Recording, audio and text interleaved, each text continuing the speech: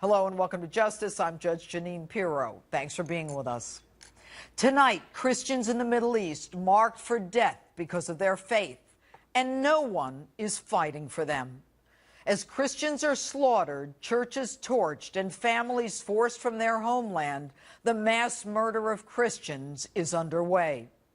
While Israeli Jews are under similar attack, at least they have Netanyahu, a leader who is willing to fight to the death. So who should be defending Christians? Who? The leader of the Catholic Church, the Pope, the man who shepherds the faithful. Now, it may seem to you that the destruction of biblical antiquities and the looting of churches and the persecution of Christians are a half a globe away. It's someone else's problem. After all, you're safe. You live in the United States of America. But you need to worry. A reverse crusade is already underway, and some of those extremists are already in the United States.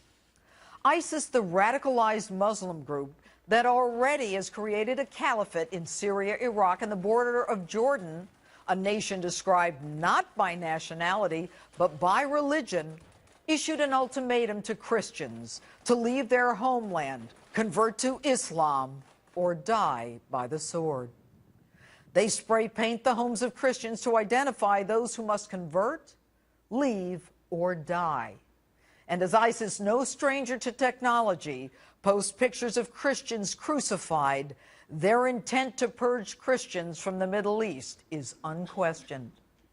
And while I'm on the subject of who should be defending Christians, I might add that we are a nation founded on the Judeo-Christian ethic, as evidenced by our founding fathers in the Declaration of Independence and the Constitution, so we should be doing something. Why has the Obama administration's foreign policy ignored the killing of Christians in the Middle East? Why has he provided funding to the Muslim Brotherhood in Egypt when the Egyptians themselves wanted the Brotherhood out because of their intolerance of other religions?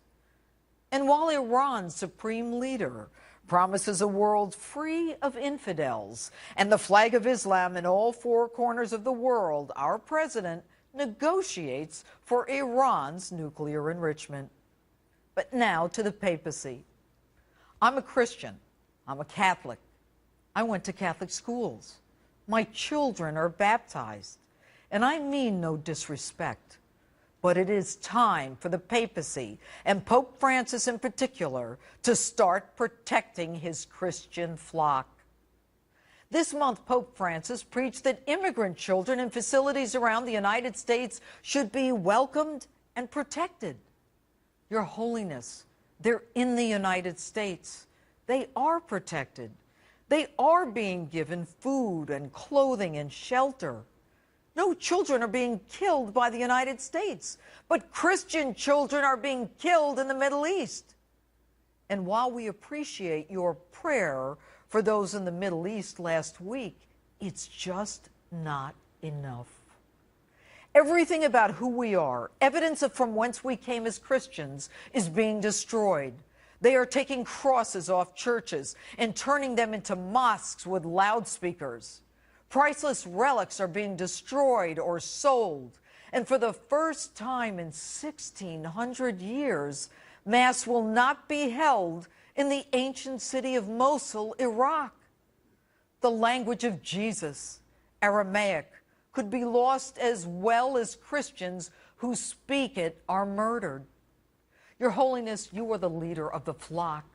You control one of the wealthiest organizations in the world. And with wealth comes power. Your recent trips and your planned trips do not reflect the urgent concern necessary for Christians in Iraq and Syria and Egypt. Your pronouncements span the globe. They are repeated in hundreds of thousands of churches throughout the world to millions of parishioners. Every church in the world should be repeating a strong, urgent message from the papacy condemning this slaughter and calling for the world to stop the annihilation of the innocents instead of worrying about immigrant children already protected by America. as a brutal band of jihadists attempt to remove all evidence of Christianity and destroy biblical tombs like that of Jonah, you must act. Your Holiness, the papacy was silent during World War II. You cannot afford to let history repeat itself. And Your Holiness, the papacy also lagged behind the sex abuse scandal. I know.